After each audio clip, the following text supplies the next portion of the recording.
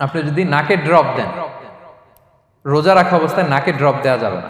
হ্যাঁ, নাক হচ্ছে gateway to reach in the stomach. এটা স্টোমাকে পৌঁছার একটা গেটওয়ে। আপনি নাকে ড্রপ দিলে দেখবেন কিছুক্ষণ পরে গলায় একটা তেতো তেতো ভাব অনুভব হয়, আস্তে করে এটা স্টোমাকে চলে যায়, আপনার রোজা ভেঙে যায়। আল ইস্তিমনা মানে মাস্টারবেশন, হস্তমৈথুনের মাধ্যমে কেউ যদি সিমেন আউট করে তাহলে তার রোজা ভেঙে যাবে। রোজা ভেঙে যায় causes that make you fasting null and void, যেই কাজগুলো আপনার রোজাকে নাল এন্ড ভয়েড করে দেয়। কি করলে রোজা ভেঙে যায়? রোজা হচ্ছে বিরত থাকার নাম। কি থেকে? খাওয়া থেকে, পান করা থেকে, ফিজিক্যাল ইন্টিমেসি থেকে স্ত্রীর সাথে, সকাল থেকে শুরু করে, ফজর থেকে শুরু করে ইলা গুরুবি শামস মানে সানসেট পর্যন্ত, সূর্যাস্ত পর্যন্ত নিয়তের সাথে। ক্লিয়ার হয়ে গেছে না? তো এই সংজ্ঞা থেকেই তো বোঝা যায় কি করলে, খেলে রোজা ভেঙে যায়, ড্রিঙ্কস করলে রোজা ভেঙে যায়, বিবাহিতরা দিনের বেলায় ফিজিক্যাল ইন্টিমেসিতে গেলে রোজা ভেঙে যায়। তো আমরা এবার পয়েন্ট আকারে শুনবো যে কি কি কাজ করলে। এখানে মৌলিকভাবে 3টা জিনিসের কথা বলা হয়েছে, কিন্তু আরো কিছু জিনিস আছে যেগুলো করলে আপনার রোজা ভেঙে যাবে।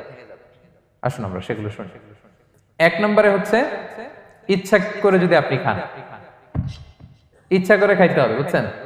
ভুল করে খাইলে কিন্তু রোজা ভাঙে না। খুব মজার না ব্যাপারটা? অনেক সময় এমন হয়, অনেকের অভ্যাস যে সকালবেলা সে ঘুম থেকে উঠে পানি খায়। তো আপনি হঠাৎ করে 1 গ্লাস পানি খেয়ে ফেলছেন, খাওয়ার পরে মনে হয়েছে ওরে আমি তো রোজা, এখন কি হবে বলেন তো? ভাঙবে না? ভাঙবে না, ভাঙে নাই। শুধু 1 গ্লাস পানি না, ভুলে যদি 1 প্লেট ভাতও খেয়ে ফেলেন, ভুলে, রোজা ভাঙবে না। তো রোজা অবস্থায় এত বড় ভুল অবশ্য কেউ করে না। তো ভুল করে যদি কেউ খায় তার রোজা ভাঙে না। অথবা জোর করে যদি কাউকে খাওয়ানো হয় রোজা ভাঙে না। ফোর্সফুলি খাওয়াইলে ভাঙে না। ইন্টেনশনালি যদি কেউ খায় রোজা ভেঙে যায়। ক্লিয়ার? 2 নাম্বার ড্রিঙ্কিং ইন্টেনশনালি, যদি পান করে ইচ্ছাকৃত, রোজা ভেঙে যায়। 3 নম্বরে হচ্ছে ফিজিক্যাল ইন্টারকোর্স, দিনের বেলায় যদি ফিজিক্যাল ইন্টিমেসিতে যায় হাজব্যান্ড ওয়াইফ এবং দেহ থেকে যদি সিমেন আউট হয় রোজা ভেঙে যাবে। তবে ইচ্ছাকৃত যদি আপনি রোজা ভাঙেন এটা বড্ড ভয়ঙ্কর প্রিয় ভাইরা, এটা খেয়াল করে মনে রাখবেন যে ইচ্ছা করে রোজা ভাঙার চেয়ে বড় স্পর্ধা আর হতে পারে না। কারণ এই রোজা রাখাটা কি রমাদানে ফরজ। আপনি যদি ফরজ ইচ্ছা করে ভাঙেন তাহলে শুধু কাজা করলে হবে না, কাফারা দিতে হবে। কে দিতে হবে? তাহলে আমরা জানছি কাজা, আমরা জেনেছি ফিদিয়া, এবার নতুন একটা টার্ম শুনলাম, এটা কি? কাফারা। ইচ্ছা করে রোজা ভাঙলে কাফারা দিতে হবে। এন্ড হোয়াট ইজ কাফারা? কাফারা হচ্ছে টানা 2 মাস রোজা রাখা একটার জন্য। পারবেন? রমজানেরটা রাখতে তো খবর হয়ে যায়। রোজা না ভাঙি, এই ইচ্ছা করে যদি কেউ রোজা ভাঙে অথবা ইচ্ছা করে দিনের বেলায় যদি কেউ ফিজিক্যাল ইন্টারকোর্স করে তখন তার কাজাও করা লাগবে, কাফারাও করা লাগবে। এই ভুল যেন আমরা কখনো না করি। মনে থাকবে? গেল 3টা গেল। আর কি করলে রোজা ভেঙে যায়?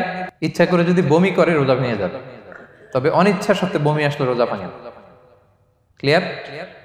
রাসূল সাল্লাল্লাহু আলাইহি ওয়াসাল্লাম বলেছেন মান দারাআহুল কাইউ আই গালাবাহু ফালাইসা আলাইহি কাদা। কেউ যদি অনিচ্ছাকৃত বমি আসে কাজা করা লাগবে না। ওমান ইস্তাকা, কেউ যদি ইচ্ছা করে বমি করে আমদান ফালিয়াখদি, সেজন্য এই রোজাটা কাজা করে। আচ্ছা, 5 নাম্বার হচ্ছে আল ইস্তিমনা মানে মাস্টারবেশন, হস্তমৈথুনের মাধ্যমে কেউ যদি সিমেন আউট করে তাহলে তার রোজা ভেঙে যাবে এবং এটার জন্য কাজা কাফারা 2টাই লাগবে। 6 নাম্বার স্মোকিং। স্মোকিং যদি রমাদানে কেউ করে রোজা কিন্তু শেষ। এদিকে আমার মাসালা শেখায় না নতুন করে। অনেকে অনেক ডানে বায়ে মাসালা করে যে হুজুর এটাতে এই, ওটাতে এটা তো ধোঁয়া, এটা তো এই না।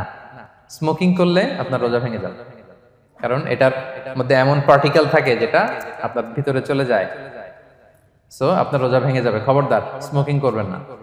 7 নম্বরে আপনি যদি নাকে ড্রপ দেন, রোজা রাখা অবস্থায় নাকে ড্রপ দেওয়া যাবে না। হ্যাঁ, নাক হচ্ছে gateway to reach in the stomach. এটা স্টোমাকে পৌঁছার একটা গেটওয়ে।